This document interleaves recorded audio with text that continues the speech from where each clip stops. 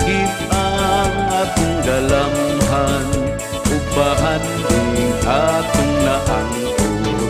Pagkabayayong kitang tanan, sa pagtukod o katilingban, katilingban nga Kristohanon, katilingban maampun.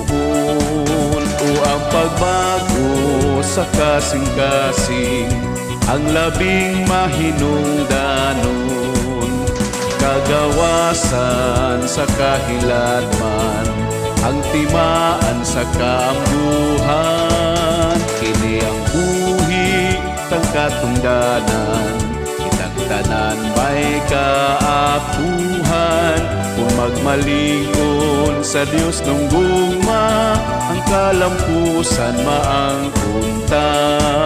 Sa kahiusa atong tabangan, ang tanan way kagawasan. Ang hustisya atong dapigan, kay tawag man sa kahitasan. Kini ang buhi tang katungdanan, tanan may kaapuhan.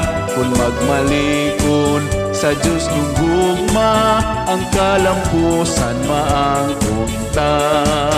Kung magmalikon sa Diyos nung gugma, ang kalampusan maangkunta.